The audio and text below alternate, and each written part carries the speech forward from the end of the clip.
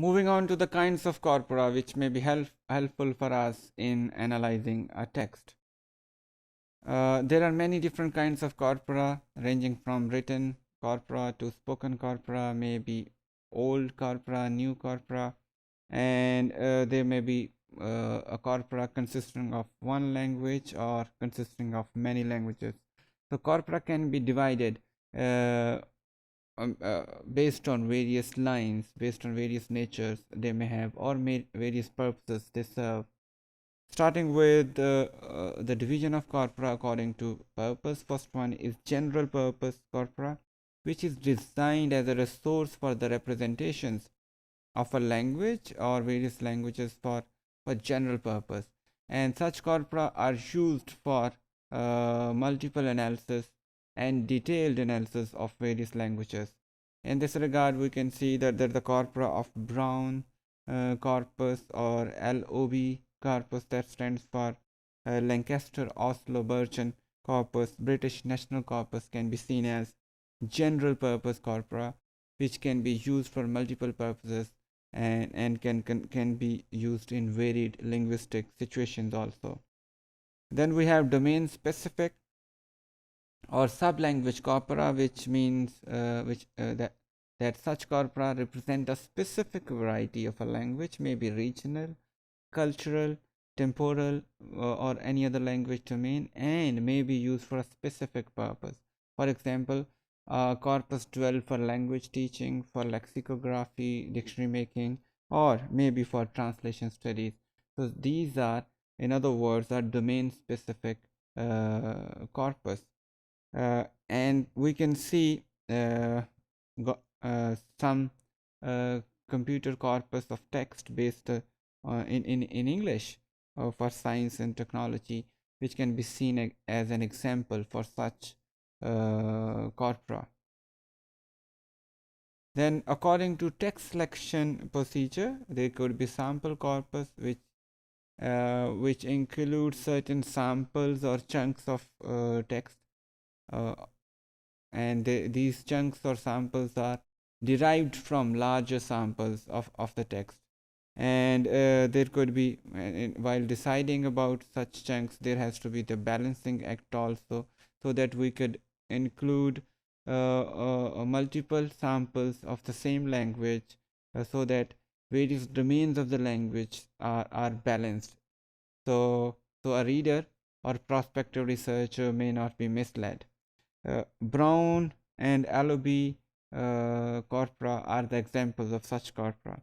Then full text corpora, which consist of full text about a certain genre, about a certain category of text, for example, full collection of English poetry, or full text database for various scientific writings, can be seen as an example in this regard. Open and close character corpora also exist. Closed static corpus are those which, once are made, they cannot be changed. They remain static and no further improvement or additions are made. Then there are open or dynamic corpora which keep on changing continuously, and when there is a new addition to that particular form of language to which such corpus caters, that is added in the already available corpus.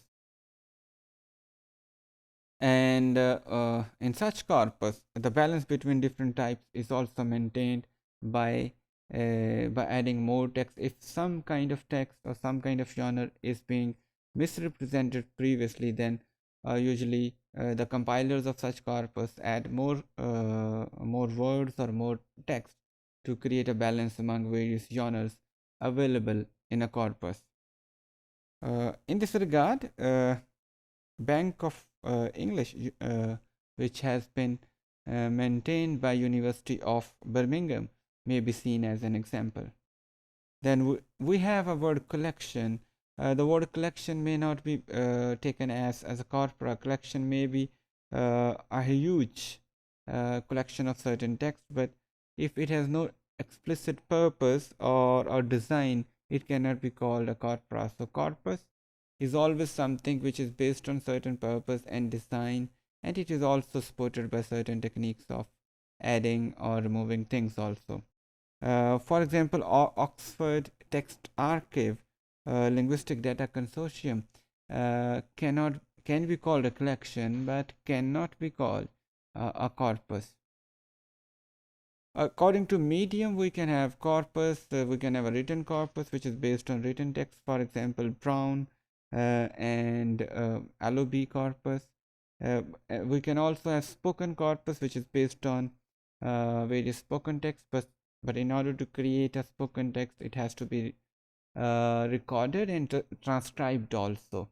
In this regard, LLC, London Learned Corpus, can be seen as an example.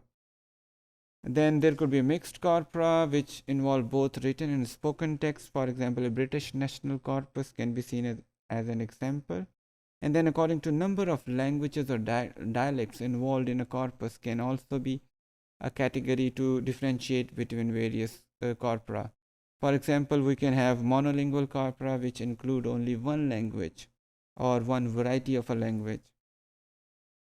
And there could be more than one language or dialect corpora which involves one original language and its various varieties, or various varieties of the same language, or it may involve various languages simultaneously also. Such corpora are very helpful in looking into different languages, and also can be crucial for developing translation softwares or understanding translation and translation studies. They can be useful for teaching, language teaching, when different languages are used to teach a foreign language. A foreign language can be used to teach yet another foreign language, or a local language can be used to teach a foreign language. So such a corpora can be useful in developing materials while teaching a foreign language also. So to sum up, we can say that that the corpora which include more than one language can not only be useful for conducting important linguistic studies, but can also be used for translation studies and language teaching.